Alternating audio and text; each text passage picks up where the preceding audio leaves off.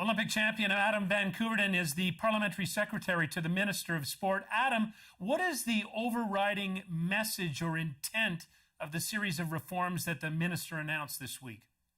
Thanks, Scott. It's nice to see you. Well, yesterday was a really big day for Canadian sport. We've announced changes to the Canadian sport system, which are going to improve governance. It's going to have a great impact on athletes who would like to be representatives on boards across the sports system, as well as further steps to enhance safe sport measures to protect athletes.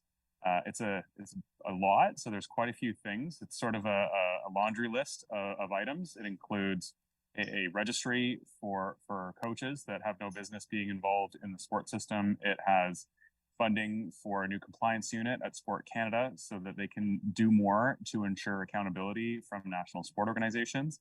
There's even money to train athletes to ensure that they're prepared to join boards, so they get the governance training that they need in order to be really effective members of boards of directors across the country and across the sports system in our country.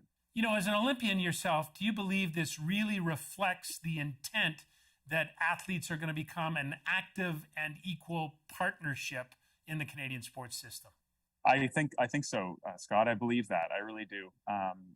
You and I know a lot of athletes who are leaders in our country. There's a tremendous number of people who stand up for causes that they believe in. And throughout the process in the last year, hearing some of the really challenging stories from athletes, activists, and various other participants in the Canadian sports system has been challenging at times. But what they've demonstrated is a real willingness to stand up and be leaders. So making sure that there's a pipeline and more opportunity for athletes to be leaders within the sports system while ensuring that they're protected while they're participating in sport, and ensuring that this is a cross-jurisdictional approach as well is very, very important, making sure that provinces and territories are signing on to our Universal Code of Conduct and the Office of the Sport Integrity Commissioner to ensure that all the way from the playground to the podium, sport is what it's supposed to be, which is happy, fun, safe, and enjoyable for everybody. A lot of people have been asking for a cultural shift in Canadian sport. Do you believe that this reflects that there's going to be less emphasis on winning and more emphasis on safety, health, and well-being for athletes? It's a great question. It actually leads in nicely to the next project, which is underway, which is the renewal of the Canadian sport policy. That's a policy that's renewed every 10 years in Canada. So this will be the third iteration of that sport policy.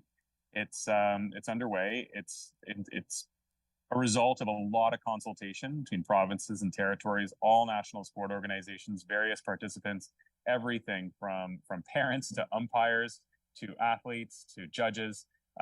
People who have been involved in the sports system have contributed their knowledge, a lot of professors and academics as well, I might add.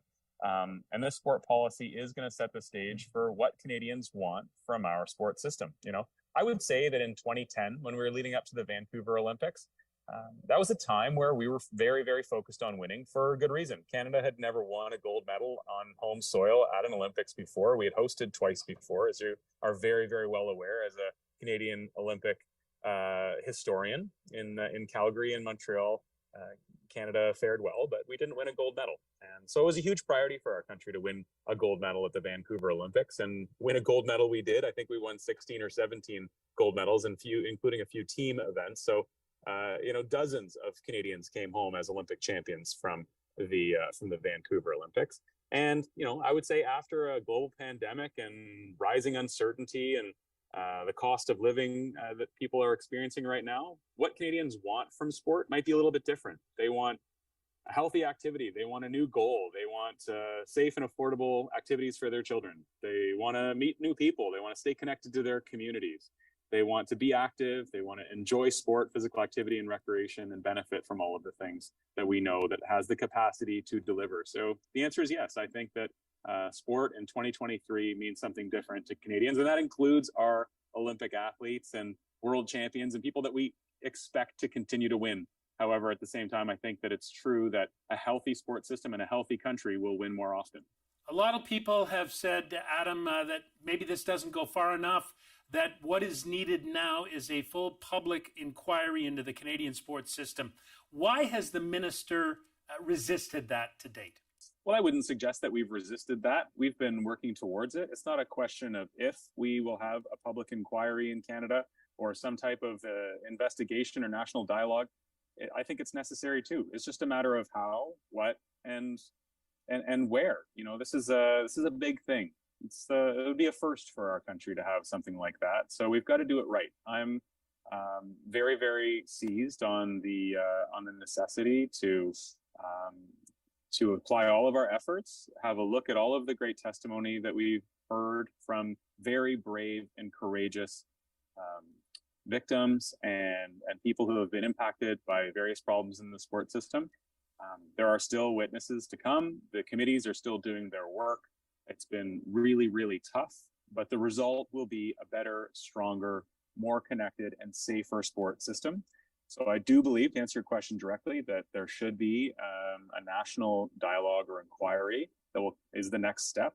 But we've also got to get it right so that it's productive and it ends with good recommendations that we can take and apply all of those experiences to something productive and constructive.